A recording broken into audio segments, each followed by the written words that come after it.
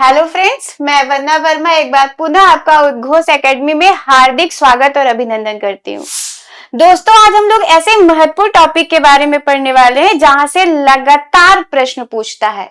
In fact ये कह दिया जाए कि हर एक शिक्षक भर्ती में वहां से प्रश्न आना अनिवार्य है। और जैसा कि आप सभी यहाँ पे देख रहे हैं कि वो जो महत्वपूर्ण टॉपिक है हमारा, वो थॉर्नडाइक का सिद्धांत है। अच्छा, केवल हम थॉर्नडाइक के सिद्धांत के बारे में ही बात नहीं करेंगे, बल्कि साथ ही साथ थॉर्नडाइक के अधिगम के नियम को भी हम देखेंगे। यानी कि ये जो सेशन है वो काफी ज्यादा महत्वपूर्ण होने वाला है, बहुत ज्यादा।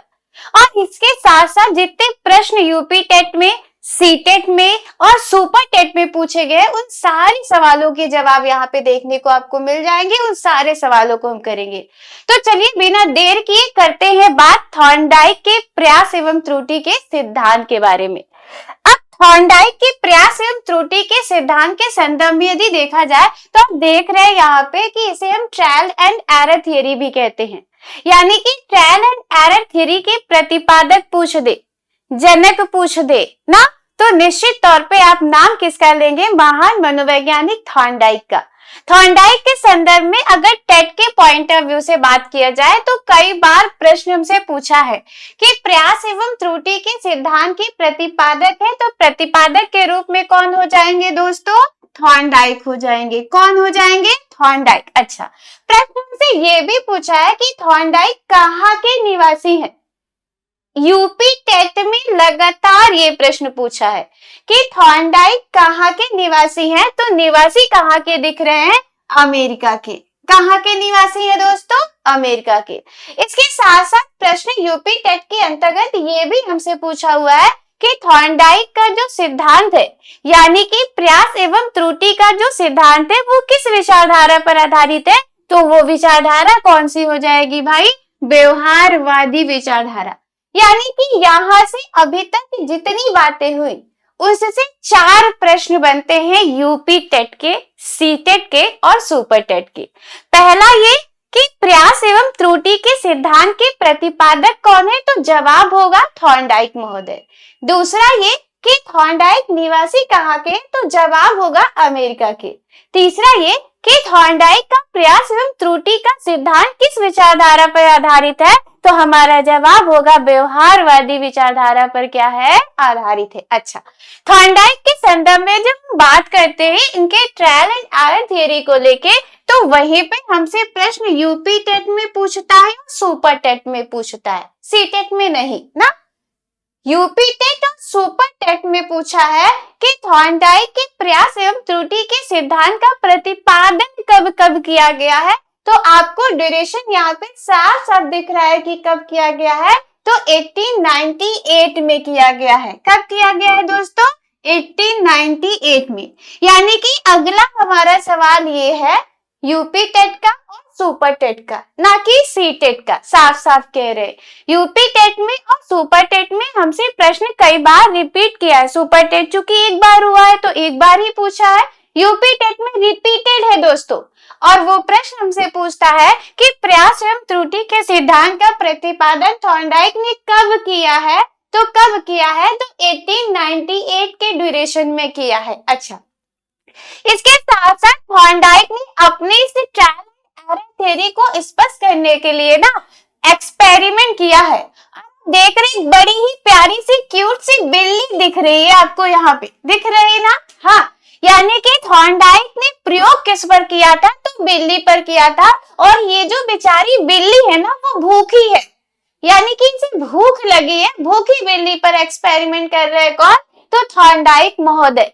अब इन्होंने इस भूखी बिल्ली पर क्या एक्सपेरिमेंट किया है, क्या स्पष्ट करना चाह रहे थे अपने प्रयास एवं त्रुटि के सिद्धांत में, ये हम थोड़ी देर बाद समझेंगे दोस्तों। इसके अलावा अगर बात किया जाए एग्जामिनेशन के पॉइंट ऑफ व्यू से शिक्षक भर्ती के अंतर्गत, तो हमसे इनके पुस्तक के बारे में भी प्रश्न पूछा है। पुस्तक में अगर देखा जाए तो पहला पुस्तक आप देख रहे हैं एनिमल इंटेलिजेंस। कई बार हमसे प्रश्न पूछा है कि एनिमल इंटेलिजेंस किसकी पुस्तक है, तो किसकी पुस्तक हो जाएगी? थॉर्नडाइक की। एनिमल इंटेलिजेंस किसकी पुस्तक है? तो किसकी पुस्तक हो जाएगी दोस्तों? थॉर्नडाइक की। अगर दूसरी पुस्तक की तरफ बढ़ा जाए तो दूसरी जो पुस्तक है वो एजुकेशन साइकोलॉजी है। अगर मुझसे प्रश्न कह दे कि एजुकेशन साइकोलॉजी के प्रतिपादक कौन है, एजुकेशन साइकोलॉजी के जनक कौन है, या फिर एजुकेशन साइकोलॉजी किसकी पुस्तक है, तो भी हमारा जवाब क्या हो जाएगा? महान व्यवहारवादी थॉर्नडाइक। ठीक। तीसरी पुस्तक आप यहाँ पे देख रहे हैं इनकी, तीसरी पुस्तक जो है इनकी the measurement of intelligence education है। हमसे प्रश्न ये भी पूछा जा सकता है कि द मेजरमेंट ना ऑफ इंटेलिजेंट एजुकेशन किसकी पुस्तक है, तो इसका भी सीधा सीधा जवाब क्या हो जाएगा दोस्तों? थॉर्नडाइक। कई बार यूपी टेट के अंतर्गत पुस्तक दे देता है, उसके ऑथर का नाम पूछा है। अब इन तीनों पुस्तकों में सबसे ज्यादा जो प्रबल पूछा है ना, वो एनिमल इंटेलिजेंस पूछा है कि एनिमल इंटेलिजेंस के प्रतिपादक कौन है, तो एनिमल इंटेलिजेंस के प्रतिपादक महान व्यवहारवादी अमेरिकन मनोवैज्ञानिक थॉर्नडाइक महोदय हैं। बाकी दो पुस्तक भी महत्वपूर्ण है। दो पुस्तक में से दूसरा एजुकेशन साइकोलॉजी है, तीसरा the measurement of intelligence education है। इन तीनों में से कोई भी पुस्तक दे रहा है और कह रहा है कि प्रतिपादक कौन है, तो कौन हो जाएंगे? थॉर्नडाइक हो जाएंगे। कौन हो जाएंगे? थॉर्नडाइक। चलिए आगे अगर बात करें तो आप देख रहे हैं कि एनिमल इंटेलिजेंस नामक पुस्तक पर ना थॉर्नडाइक महोदय पीएचडी कर रहे थे, यानी कि शोध कार्य कर रहे थे। और आप सभी को पता है कि जब किसी पुस्तक पर शोध कार्य किया जाता है तो पूरी संपूर्ण पुस्तक पर नहीं बल्कि किसी एक टॉपिक पे किया जाता है ना, किसी एक टॉपिक पर किया जाता है। और वही टॉपिक यहाँ पे थॉर्नडाइक महोदय ने लिया था और जिसका नाम था क्या भाई? संबंधवाद। याद रखिएगा। यानी कि एनिमल इंटेलिजेंस नामक पुस्तक के अंतर्गत जो है थॉर्नडाइक महोदय शोध कार्य कर रहे थे। और जब भी कोई शोध कार्य किया जाता है तो केवल और केवल एक टॉपिक पर किया जाता है, और वो टॉपिक थॉर्नडाइक का क्या था दोस्तों? संबंधवाद। इतनी बात क्लियर है? क्लियर है? ठीक। अब बात थोड़ा ध्यान से समझिएगा क्योंकि यही बात अगली बातों को कोरिलेट करेगी। क्योंकि अभी अभी हमने कहा कि इन्होंने जो टॉपिक लिया था वो क्या था भाई? संबंधवाद था। क्या था? संबंधवाद।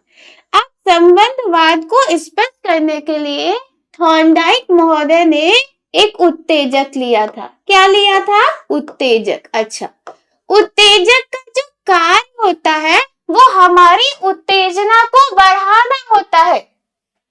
अगर हमारी उत्तेजना बढ़ती है तो हम किसी न किसी प्रकार की अनुक्रिया करते हैं, प्रतिक्रिया करते हैं। तो जैसे ही उत्तेजक आएगा वैसे ही होगा क्या भाई? प्रतिक्रिया होगा। क्या होगा? प्रतिक्रिया होगा। कोई दिक्कत नहीं, एकदम नहीं होना चाहिए, क्योंकि उत्तेजक का कार्य ही क्या है? उत्तेजना को बढ़ाना। और जैसे ही उत्तेजना बढ़ती है वैसे ही कोई ना कोई हम क्रिया करते हैं और उसी क्रिया को हमने यहाँ पे क्या कहा है? प्रतिक्रिया। अच्छा, मनोविज्ञान की भाषा में उत्तेजक को हम उद्दीपक कहते हैं। किसकी भाषा में? मनोविज्ञान की भाषा में उत्तेजक को हम क्या कहते हैं? उद्दीपक। और वहीं पे मनोविज्ञान की भाषा में ही प्रतिक्रिया को हम क्या कहते हैं दोस्तों? तो अनुक्रिया कहते हैं। इतनी बात क्लियर है? क्लियर है? बिल्कुल। क्योंकि उत्तेजक का काम उत्तेजना का बढ़ाना है, और जब उत्तेजना बढ़ती है तो हम क्रिया करते हैं जिसको हम यहाँ पे प्रतिक्रिया कह रहे हैं। और हमने साफ साफ कहा कि उत्तेजक को मनोविज्ञान की भाषा में उद्दीपक कहते हैं। क्या कहते हैं? उद्दीपक कहते हैं। और प्रतिक्रिया को मनोविज्ञान की भाषा में हम क्या कहते हैं? तो अनुक्रिया कहते हैं। ठीक। अब उद्दीपक को इंग्लिश में अगर डिफाइन करना हो ना तो इंग्लिश में हम इसे स्टिमुलस कहते हैं। क्या कहते हैं? स्टिमुलस। ठीक है। और वहीं पे अनुक्रिया को इंग्लिश में हम क्या कहते हैं? तो रिस्पॉन्स कहते हैं। क्या कहते हैं? रिस्पॉन्स कहते हैं। अगर इसको शॉर्ट फॉर्म में डिफाइन करना हो तो हम एस कह देंगे। अगर इसको शॉर्ट फॉर्म में डिफाइन करना हो तो हम क्या कह देंगे, आर कह देंगे। यानी कि उत्तेजक को मनोविज्ञान की भाषा में उद्दीपक और उद्दीपक को इंग्लिश में स्टिमुलस, और स्टिमुलस को शॉर्ट फॉर्म में हम क्या कहते हैं, क्या कहते हैं तो एस कहते हैं। दोबारा लिख देते हैं यहाँ पे स्टिमुलस। कोई दिक्कत है किसी को? ठीक। अब शॉर्ट फॉर्म में हम क्या कह रहे हैं दोस्तों, एस। अच्छा, वहीं पे प्रतिक्रिया को मनोविज्ञान की भाषा में अनुक्रिया कहते हैं। अनुक्रिया को इंग्लिश में हम क्या कहते हैं, रिस्पॉन्स कहते हैं। रिस्पॉन्स को शॉर्ट फॉर्म में हम क्या कहते हैं, आर कहते हैं। और इन्हीं दोनों के मध्य जब संबंध बनता है तो वो कहलाता है हमारा क्या, संबंधवाद कहलाता है। क्या कहलाता है, संबंधवाद। और यही तो अपनी शोध कार्य में थॉर्नडाइक महोदय स्पष्ट कर रहे थे। और संबंधवाद को स्पष्ट करने के लिए थॉर्नडाइक महोदय ने लिया क्या भाई, उद्दीपक। उद्दीपक के परिणाम स्वरूप हुआ क्या, अनुक्रिया। उद्दीपक को स्टिमुलस यानी कि शॉर्ट फॉर्म में एस, अनुक्रिया को रिस्पॉन्स यानी कि शॉर्ट फॉर्म में आर। इन दोनों के मध्य बना क्या, संबंध, जो कि कहलाया दोस्तों संबंधवाद। ठीक। अब इसी संबंधवाद को हम बहुत सारे नामों से जानते हैं, जैसे इसे अनुबंधनवाद भी कहते हैं, अनुबंधनवाद। ठीक। इसी को हम बंध भी कहते हैं, बंध। इसी को हम साहचर्य भी कहते हैं, साहचर्य।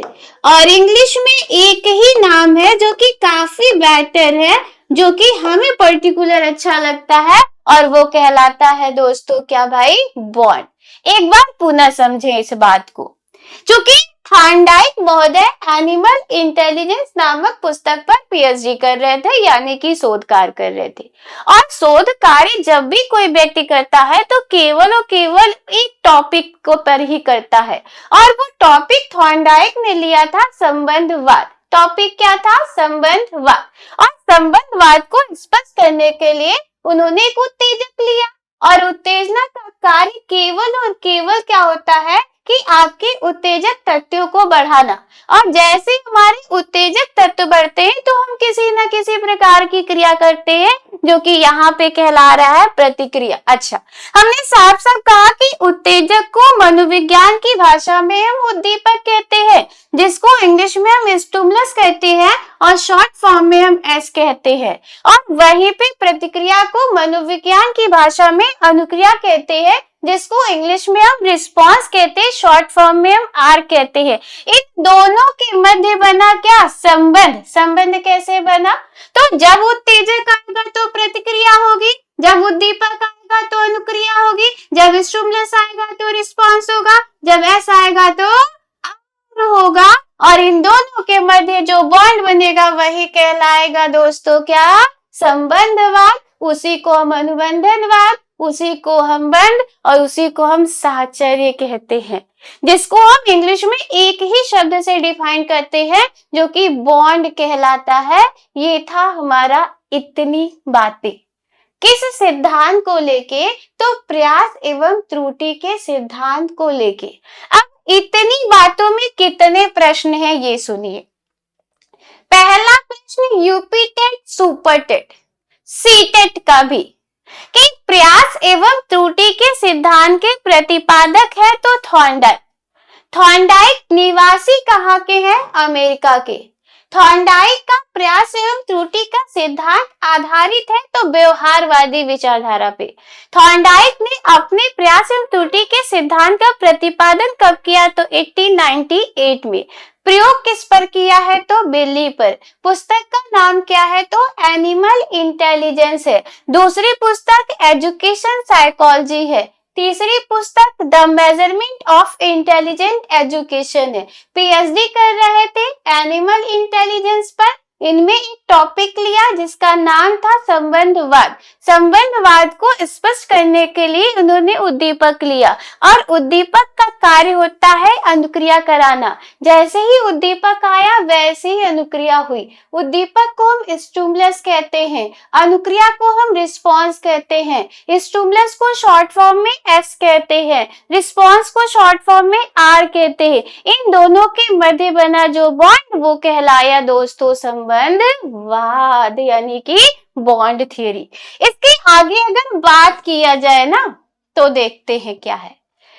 अब जितनी बातें पीछे हुई हैं इस स्लाइड में ना, उसके आधार पर कुछ उपनाम देखेंगे।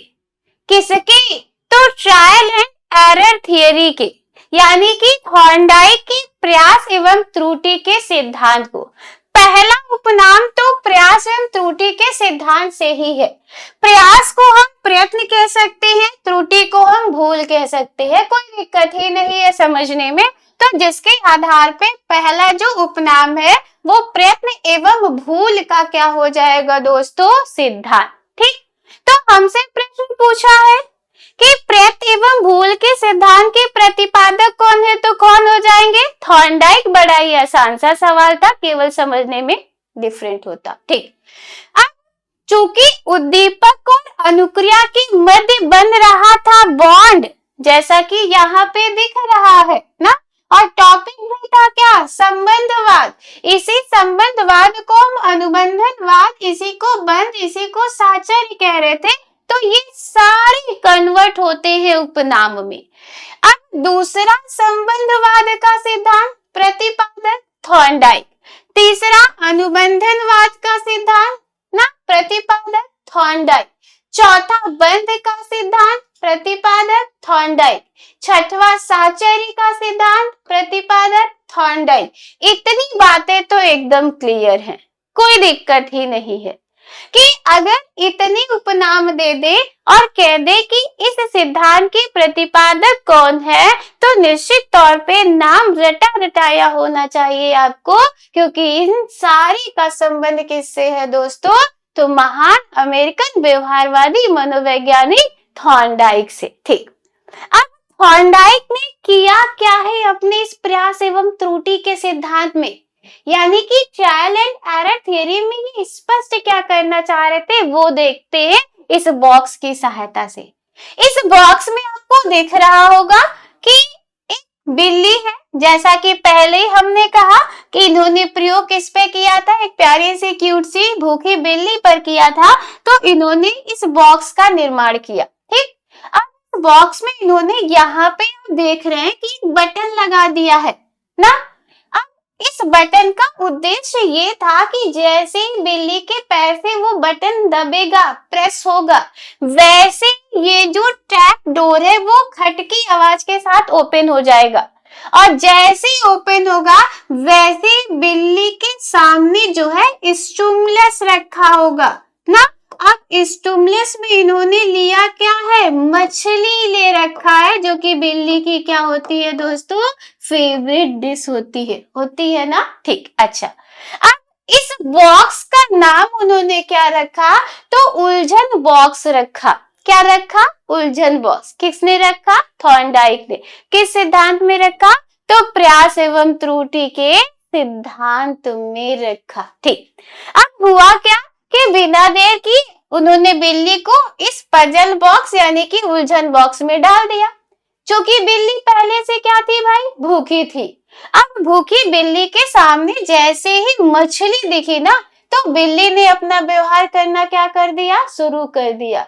किस बॉक्स में? तो पजल बॉक्स में, जिसको हम उलझन बॉक्स के नाम से भी जान रहे हैं, जैसा कि यहाँ पे आपको साफ साफ वो पजल बॉक्स यानी कि उलझन बॉक्स दिख रहा। उद्देश्य ये था कि जैसे ही बटन दबेगा बिल्ली के पैर से, वैसे ही खटकी आवाज होगी, ट्रैप डोर ओपन हो जाएगा और मछली के टुकड़े की उसे प्राप्ति हो जाएगी। तो कई बार बिल्ली ने जब ये कार्य किया, कई बार मतलब बार बार आप कह सकते हो, पुनरावृत्ति कह सकते हो, आवृत्ति कह सकते हो। तो जब कई बार किया तो एक बार ऐसा हुआ कि संयोगवश उसका पैर अचानक इस पजल यानी कि इस बटन पर पड़ा, संयोगवश। अब संयोग बस पड़ा ना, तो जिसके आधार पे इस सिद्धांत को हम एक और नाम से जानते हैं, जिसे हम संयोजन का क्या कहते हैं दोस्तों, सिद्धांत। तो हम लिख सकते हैं यहाँ पे कि संयोजन का सिद्धांत। अगर हमसे कह दे कि संयोजन के सिद्धांत के प्रतिपादक कौन है, तो कौन हो जाएंगे, कौन हो जाएंगे, थॉर्नडाइक। संयोजन के सिद्धांत के प्रतिपादक कौन हो जाएंगे, तो कौन हो जाएंगे, थॉर्नडाइक। कोई दिक्कत नहीं है क्योंकि संयोग बस पड़ा पे। अच्छा, जैसे ही संयोग बस बिल्ली का पैर उस बटन पर पड़ा ना, तो बटन प्रेस हो गया, दब गया, और जैसे ही दबा ये डोर ओपन हुआ और बिल्ली को मछली की क्या हो गई भाई, प्राप्ति हो गई। बात समझ में आई, बात समझ में आई। अच्छा, अगर बिल्ली के सामने मछली रखी ही नहीं गई होती, तो क्या बिल्ली किसी भी तरीके का व्यवहार करती, नहीं करती, बिल्कुल नहीं करती। कि करती, नहीं करती। क्योंकि बिल्ली के सामने मछली रखी गई थी, तो जिसके आधार पे बिल्ली इस उलझन बॉक्स यानी कि पजल बॉक्स में क्या कर रही थी, बार बार प्रयास कर रही थी, व्यवहार कर रही थी, आवृत्ति कर रही थी, पुनरावृत्ति कर रही थी। और जब जब उसने पुनरावृत्ति किया, तब तब उसने क्या किया, इस बटन को प्रेस किया, और जब जब बटन प्रेस हुआ उसे तब तब मछली की यानी कि स्टिमुलस की क्या हुई भाई, प्राप्ति हुई। स्टिमुलस की क्या हो गई, प्राप्ति हुई। अच्छा, स्टिमुलस, ठीक है। अब चूंकि संयोग बस ये कार्य एक बार हुआ था, तो बिल्ली को जब भी भूख लगती तो बिल्ली बार बार वो कार्य करती, और जब बार बार वो कार्य करती तो उसने एक समय ऐसा आया कि उसके प्रयासों की संख्या कम हो गई, साथ में उसकी त्रुटियों की संख्या यानी कि भूल की संख्या भी क्या हो गई, कम हो गई। अब उसके व्यवहार में आ गया, अर्थात उसने अधिगम कर लिया, अर्थात उसने सीख लिया, किसने, बिल्ली ने, कि जब उसे भूख लगेगी तो उसे वही बटन प्रेस करना है, और जैसे ही वो बटन प्रेस करेगी, वो बाहर का उद्दीपक जो मछली है, खट की आवाज से दरवाजा ओपन होगा, उसे मछली की क्या हो जाएगी भाई, प्राप्ति हो जाएगी। यही था थॉर्नडाइक का प्रयास एवं त्रुटि का सिद्धांत।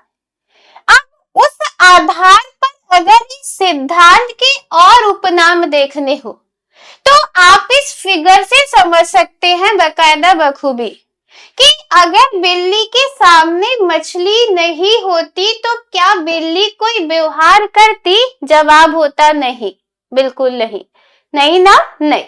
लेकिन जैसे ही बिल्ली ने मछली को देखा, वैसे उसने क्या किया, व्यवहार किया, यानी कि मछली बिल्ली के लिए उत्तेजक का कार्य कर रही थी, और तभी बिल्ली प्रतिक्रिया कर रही थी, यही ना। अब मनोविज्ञान की भाषा में उत्तेजक को हम क्या कहते हैं, उद्दीपक कहते हैं। उत्तेजक को हम क्या कहते हैं भाई, उद्दीपक कहते हैं। क्या कहते हैं, उद्दीपक। और उद्दीपक को ही इंग्लिश में हम क्या कहते हैं, स्टिमुलस कहते हैं, और स्टिमुलस को ही शॉर्ट फॉर्म में हम क्या कहते हैं, तो ऐसे कहते हैं। अब बिल्ली के द्वारा जो व्यवहार हो रहा था वो क्या कहला रहा था हमारा, तो अनुक्रिया कहला रहा था। क्या कहला रहा था, अनुक्रिया।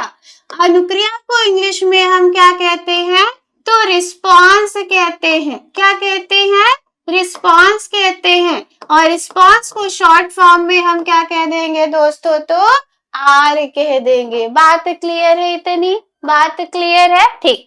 अब जब बिल्ली के सामने स्टिमुलस आया यानी कि मछली आई, तो जैसे ही मछली आई वैसे ही बिल्ली ने क्या किया दोस्तों, अनुक्रिया किया।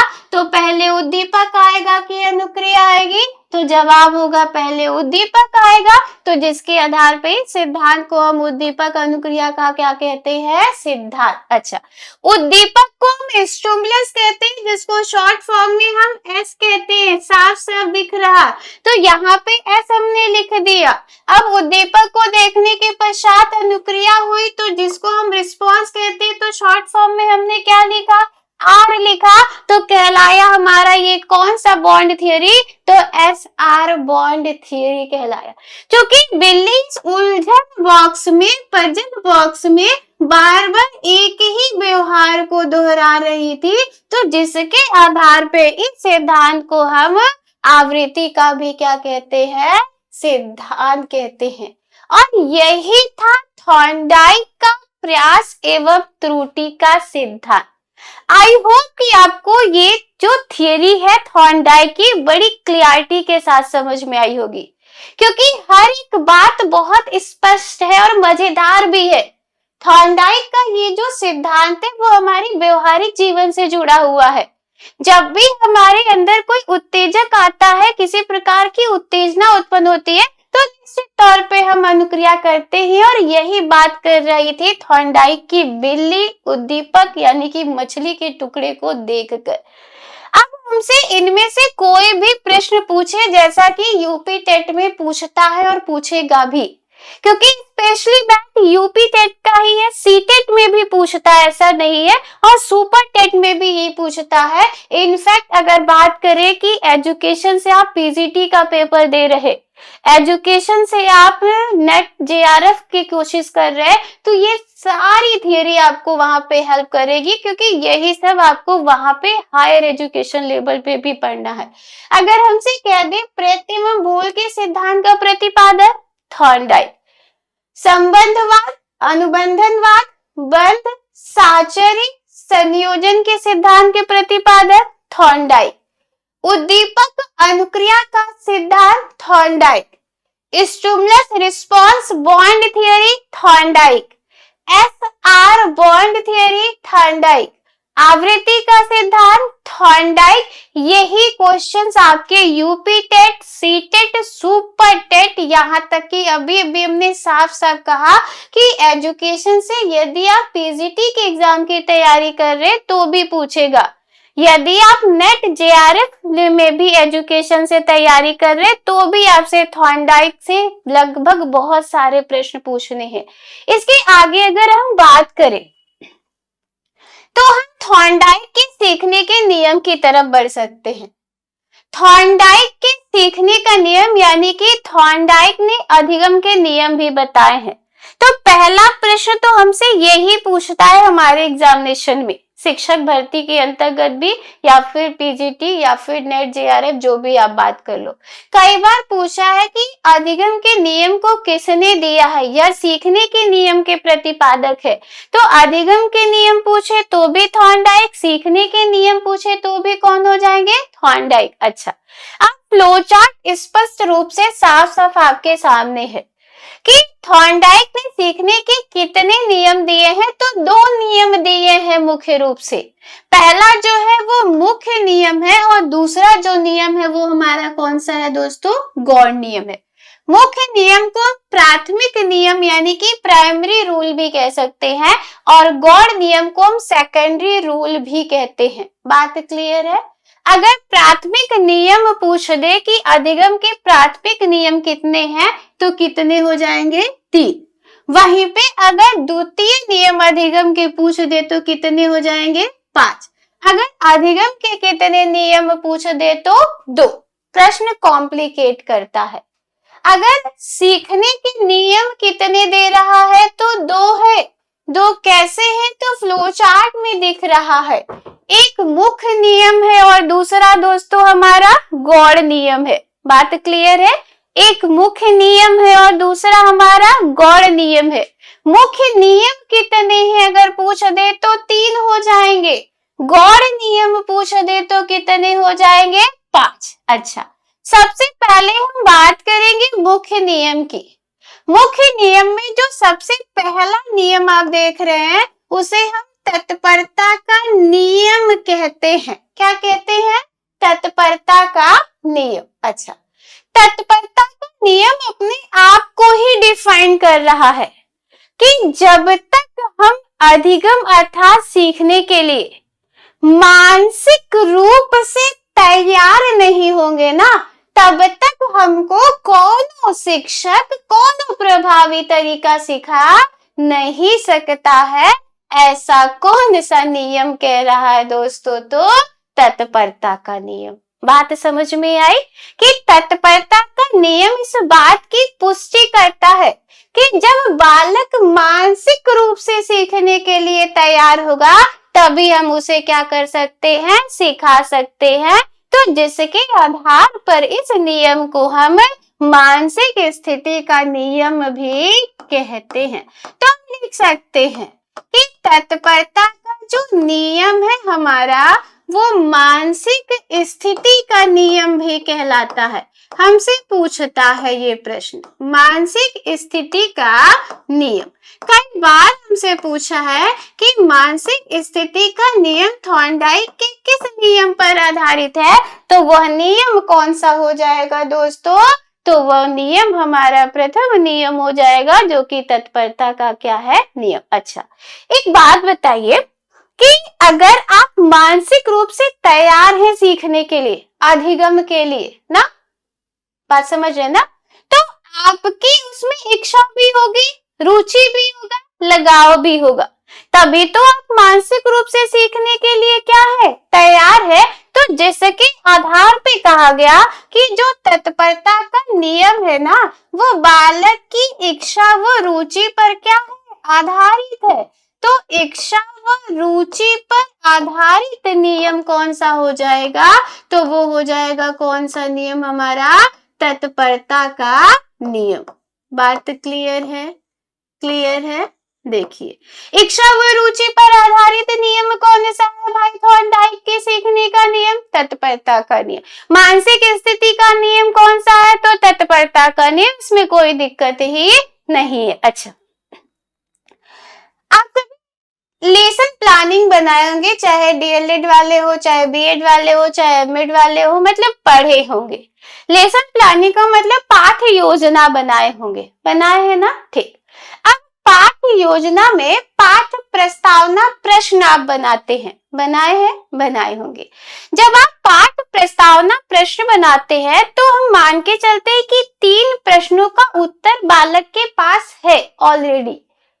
चौथे प्रश्न में हम बालक के उत्तर को कॉम्प्लिकेट करते, यानी कि समस्यात्मक, यानी कि प्रॉब्लमेटिक क्वेश्चन करते, या फिर बहुत ज्यादा 5वें तक जाते हैं। अब इसका मतलब ये है कि अगर हमने बालक से पूछा कि आम कैसा होता है, तो बोलेगा आम मीठा होता है। आम क्या है? तो बोलेगा आम एक फल है ना। तो इस तरीके से प्रश्न के उत्तर के आधार पे अगले प्रश्नों का हम निर्माण करते हैं, मतलब अगला प्रश्न जो है उसके उत्तर पर ही दूसरे प्रश्न का हम निर्माण करते हैं, और इस तरह करते करते हम तीसरे प्रश्न तक, चौथे प्रश्न तक जाते हैं, और 5वें प्रश्न तक हम प्रॉब्लमेटिक क्वेश्चंस को क्लियर करते हैं। दैट मीन्स ये कि पाठ प्रस्तावना का जो प्रश्न है, पाठ प्रस्तावना पूछा है प्रश्न आपसे यूपी टेट में, पाठ प्रस्तावना का प्रश्न तत्परता के नियम पर क्या हो जाएगा? आधारित। तत्परता के नियम पर आधारित। ठीक। अब हमसे ये तीनों चारों प्रश्न पूछा है। पहला प्रश्न हमसे ये कि थॉर्नडाइक के सीखने का प्रथम नियम कौन सा है, तो कौन सा नियम होगा? तत्परता का नियम। दूसरा प्रश्न ये कि मानसिक स्थिति का नियम थॉर्नडाइक के सीखने के किस नियम पर आधारित है, तो तत्परता के नियम पे। दूसरा प्रश्न ये कि इच्छा व रुचि पर आधारित नियम कौन सा है, तो तत्परता के। अब चौथा प्रश्न ये पूछा हमसे कि पाठ प्रस्तावना का प्रश्न थॉर्नडाइक के अधिगम के किस नियम पर आधारित है, तो तत्परता के नियम पर। और प्रश्न ये भी पूछा है हमसे दोस्तों कि थॉर्नडाइक का प्रथम नियम कौन सा है ना। तो थॉर्नडाइक के मुख्य नियम में जो प्रथम नियम है हमारा, वो कौन सा हो जाएगा? कौन सा हो जाएगा? तो तत्परता नियम है, जो कि साफ साफ दिख रहा। अब अगर दूसरा नियम पूछता है तो दूसरा नियम हमारा क्या है? अभ्यास का नियम है। क्या नियम है? अभ्यास का नियम। अच्छा, अगर बालक मानसिक रूप से तैयार है तो सीख लिया। अगर बालक की इच्छा व रुचि पर आधारित है तो भी बालक ने क्या किया? सीख लिया, यानी कि अधिगम कर लिया। अब अधिगम करने के बाद भी यदि बालक उसे बार बार दोहरा नहीं रहा है, उसकी बार बार पुनरावृत्ति नहीं कर रहा है, उसकी बार बार आवृत्ति नहीं कर रहा है, अभ्यास नहीं कर रहा है, तो वो सीखा हुआ अधिगम एक समय के पश्चात क्या हो जाएगा, भूल जाएगा ना। वो सीखा हुआ अधिगम एक समय के पश्चात क्या होगा, भूल जाएगा। और इसी बात को लेके आया है कौन सा नियम, तो अभ्यास का नियम। अभ्यास का नियम किस पर बल देता है, तो आवृत्ति पर बल देता है। किस पर बल देता है, आवृत्ति पर बल देने वाला नियम कौन सा हो जाएगा, तो वो अभ्यास का नियम, आवृत्ति पर बल। तो कौन सा नियम हो जाएगा हमारा दोस्तों, अभ्यास का नियम। फिर से लिख देते हैं, आवृत्ति पर बल। ठीक, अब अगर आवृत्ति ना दे के पुनरावृत्ति दे दे ना, या फिर बार बार दोहराने की प्रवृत्ति दे दे और कह दे कि थॉर्नडाइक के वो मुख्य नियम के किस नियम पर आधारित है, तो अभ्यास के नियम पर आधारित है। अच्छा, तीसरा जो हमारा नियम वो कौन सा हो जाएगा, प्रभाव का नियम। अगर हमसे पूछता है, पूछेगा प्रश्न एकदम निर्धारित है कि थॉर्नडाइक के अधिगम के कितने नियम है, 2।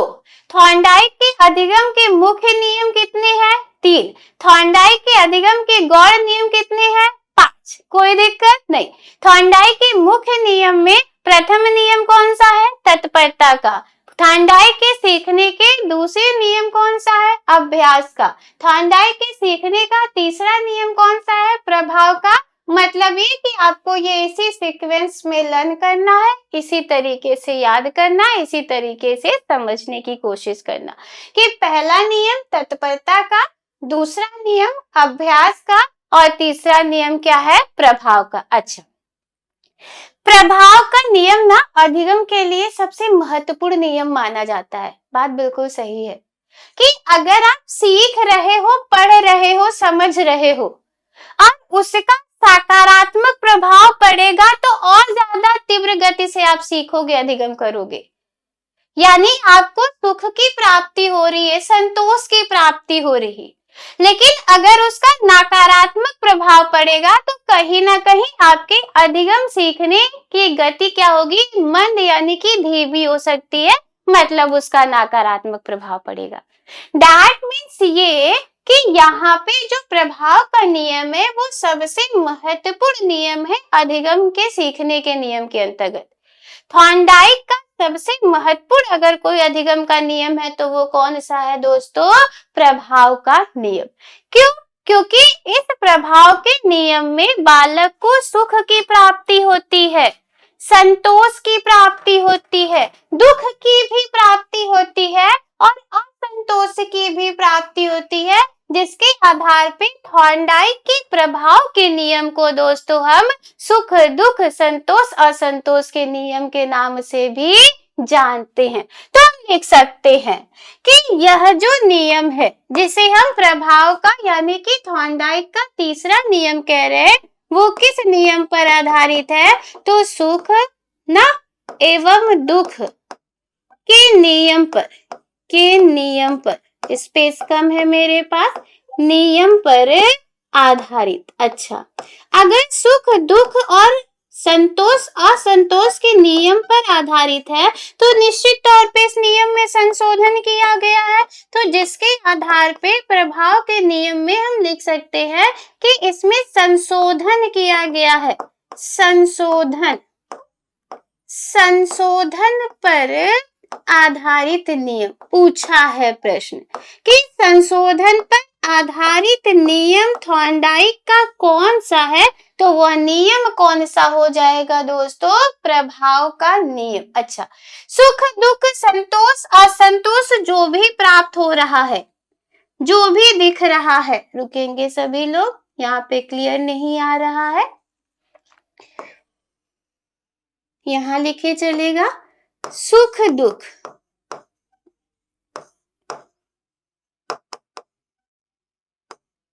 या संतोष, संतोष, असंतोष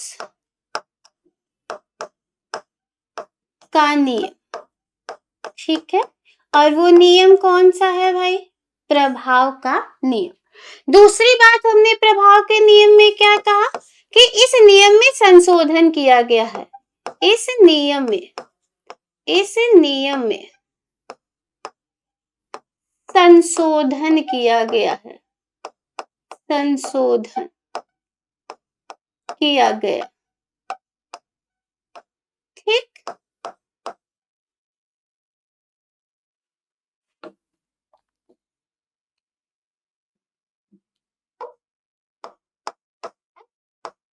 ठीक। तीसरी बात हमने कहा कि यह जो नियम है ना वो पुरस्कार पर बल देता है। तो पुरस्कार पर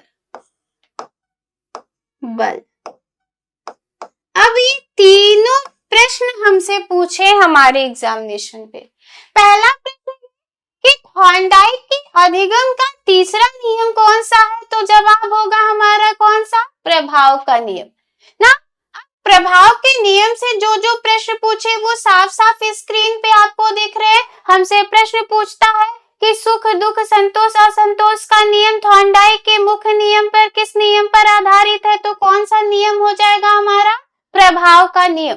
हमसे प्रश्न ये भी पूछा है कि थॉर्नडाइक के अधिगम के किस नियम में संशोधन किया गया है? तो संशोधन दोस्तों किस नियम में किया गया है? प्रभाव के नियम पे। हमसे प्रश्न ये भी पूछता है कि पुरस्कार पर बल देने वाला नियम कौन सा है? तो इन तीनों में कौन सा हो जाएगा दोस्तों? तो प्रभाव का नियम हो जाएगा। और ये था थॉर्नडाइक का मुख्य यानी कि प्राथमिक नियम, जिसकी संख्या आपको कितनी दिख रही थी? 3। अगर प्रश्न कह दे थॉर्नडाइक के सीखने के कितने नियम है? 2। थॉर्नडाइक के सीखने के मुख्य नियम कितने हैं? 3। थॉर्नडाइक के सीखने के मुख्य नियम में प्रथम नियम कौन सा है? तत्परता का नियम। मानसिक स्थिति पर आधारित नियम, तत्परता का नियम। इच्छा व रुचि पर आधारित नियम, तत्परता का नियम। पाठ्य प्रस्तावना पर आधारित नियम, तत्परता का नियम। थॉर्नडाइक के सीखने के मुख्य नियम में दूसरा नियम कौन सा है? अभ्यास का नियम। दूसरा नियम कौन सा है? अभ्यास का नियम। आवृत्ति या पुनरावृत्ति या फिर बार बार दोहराने पर कौन सा नियम बल देता है? अभ्यास का नियम। थॉर्नडाइक के सीखने का तीसरा नियम कौन सा है दोस्तों? प्रभाव का नियम। थॉर्नडाइक के सीखने का तीसरा नियम कौन सा है? प्रभाव का नियम। पुरस्कार पर बल देने वाला नियम कौन सा है? प्रभाव का नियम। सुख दुख संतोष असंतोष का नियम कौन सा है? प्रभाव का नियम। किस नियम में संशोधन किया गया है? तो प्रभाव के नियम में। ये सारे प्रश्न यूपी टेट में पूछे हुए हैं। कोई दिक्कत? आगे बढ़ा जाए। चलिए आगे हम बात करेंगे गौड़ नियम की तरफ, यानी कि द्वितीय नियम की तरफ, जो कि थॉर्नडाइक के सीखने के नियम के अंतर्गत ही आता है। और द्वितीय नियम में पहला जो नियम है वो बहु अनुक्रिया का नियम है। दूसरा जो नियम है वो आंशिक क्रिया का नियम है। तीसरा जो नियम है वो समानता का नियम है, जिसको हम साचर्य परिवर्तन का नियम भी सादृश्यता का नियम कहते हैं। गलत है, यहाँ पे देखिएगा ना, सादृश्यता का नियम भी कहते हैं। और चौथा जो है वो साचर्य परिवर्तन का नियम है। और पांचवा जो है वो मानसिक स्थिति का क्या है दोस्तों? नियम है। यानी कि ये 5 नियम हमें याद होने चाहिए। अब पांचों नियम को अगर याद करना हो तो कैसे याद करेंगे? सवाल तो ये है। हाँ, महत्वपूर्ण बात यह है कि इसका कोई सीक्वेंस नहीं, आगे पीछे ऊपर नीचे जैसे चाहे ना स्वतंत्र है। मन करे तो पीछे वालों को याद करो, ऊपर वालों को याद करो, बीच को याद करो, एकदम स्वतंत्र है। क्योंकि आपसे ये नहीं पूछने वाला कि प्रथम नियम, द्वितीय नियम, तृतीय नियम गौड़ का नहीं पूछेगा दोस्तों। आपसे जो पूछने वाला है वो तत्परता का नियम, अभ्यास का नियम, प्रभाव का नियम ही सीक्वेंस में पूछेगा। इसका कोई भी सीक्वेंस नहीं है। लेकिन मेरे पास एक सीक्वेंस है। सीक्वेंस ये है कि हमने ट्रिक बनाया है। अगर वो ट्रिक आपको याद हो जाता है तो शायद आपको आपके एग्जामिनेशन में हेल्प हो जाए। बता देना। चलो बता देते। ठीक, अब ट्रिक हमारा है क्या इस सीक्वेंस को लर्न करने में? पहले का सीक्वेंस जैसे चाहे वैसे आप लर्न कर सकते हो, लेकिन मेरे अकॉर्डिंग जो ट्रिक बना है वो बहुत ही मजेदार सा ट्रिक है। और ट्रिक है क्या कि बहु और अंश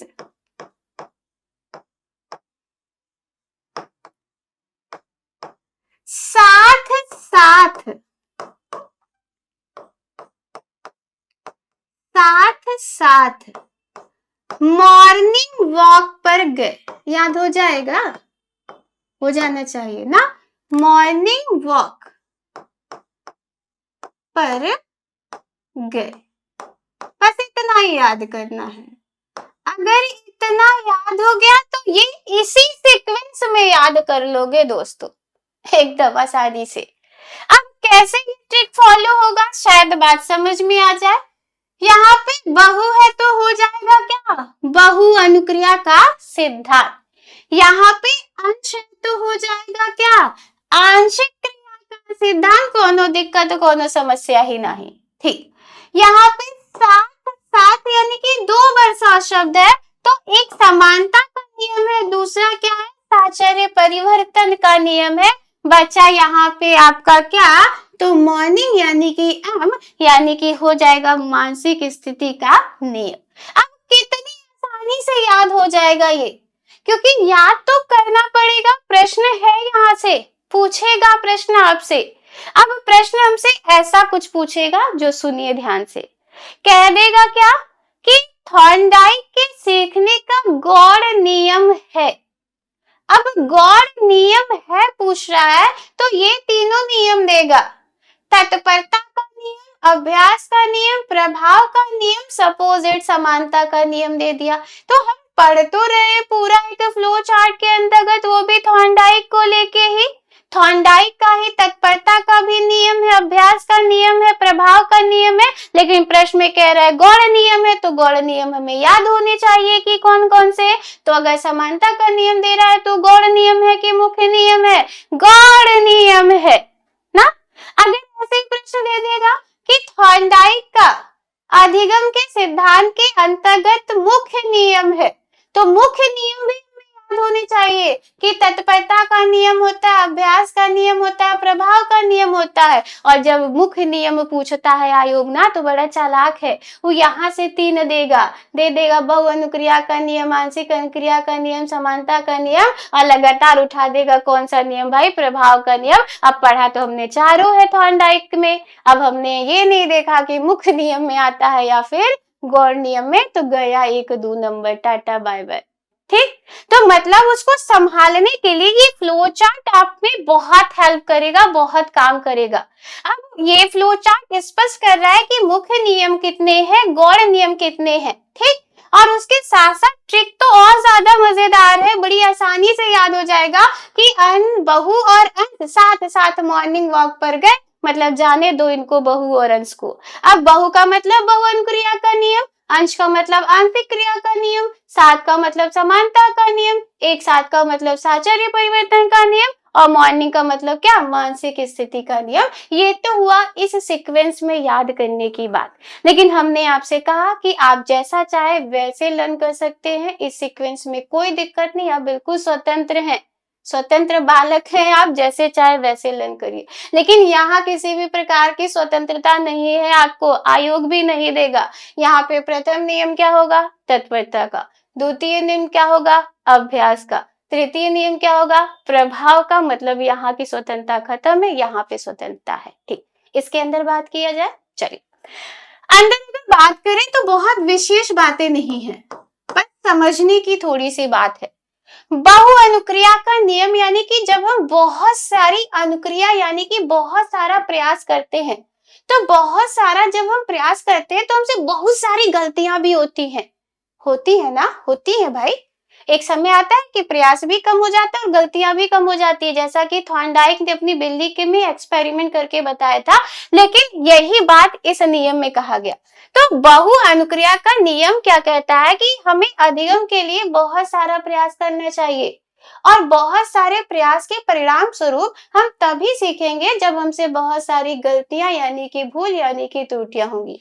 तो जिसके आधार पे बहु अनुक्रिया का नियम ना जो है वो थॉर्नडाइक के ही, किसके, थॉर्नडाइक के किस सिद्धांत पर आधारित है, के किस सिद्धांत पर, तो प्रयास एवं त्रुटि के सिद्धांत पर आधारित हो जाएगा। प्रयास एवं त्रुटि के सिद्धांत पर आधारित, त्रुटि के सिद्धांत पर आधारित। कोई दिक्कत समझने में, हमको नहीं लगता कोई दिक्कत आई होगी किसी को, नहीं ना, बात क्लियर। ठीक, अब बात करते हैं आंशिक क्रिया का नियम भाई। आंशिक का मतलब का छोटा छोटा खंड, अंश में ना। तो ये नियम कह रहा है कि हमें अधिगम तभी हम प्रभावी तरीके से कर पाएंगे। अधिगम का मतलब व्यवहार में अस्थायी परिवर्तन ना। तो व्यवहार में अस्थायी परिवर्तन तभी कर पाएंगे जब हम विषय वस्तु को छोटे छोटे अंशों में क्या करेंगे, पढ़ेंगे, और अंशों में पढ़ने के पश्चात हम पूर्ण की ओर जाएंगे, यही ना। तो जिसके आधार पे कहा गया कि यह जो सिद्धांत है या फिर यह जो नियम है, यहाँ पे नियम होना चाहिए, गलती से सिद्धांत हो गया है। तो यह जो नियम है ना वो क्या होगा, तो अंश से पूर्ण पर क्या हो जाएगा, आधारित, अंश से पूर्ण की ओर।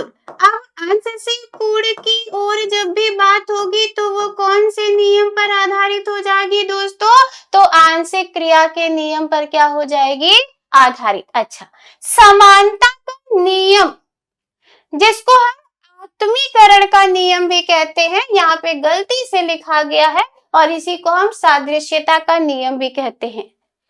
एक बात समझिए, अधिगम तब ज्यादा प्रभावी होता है जब दो परिस्थिति में जितनी अधिक क्या हो, समानता हो।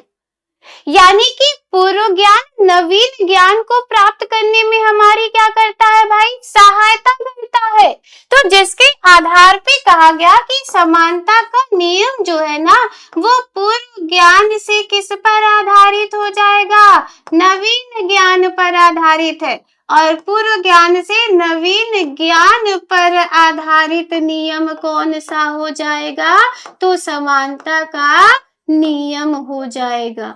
कोई दिक्कत, कोई समस्या, किसी भी तरीके से प्रश्न को समझने में लग रहा हो कि नहीं समझ में आ रहा है, ऐसी कोई बात किसी को नहीं ना, हो के नहीं चाहिए, एकदम नहीं, क्योंकि बात एकदम सिंपल सिंपल सी हो रही है।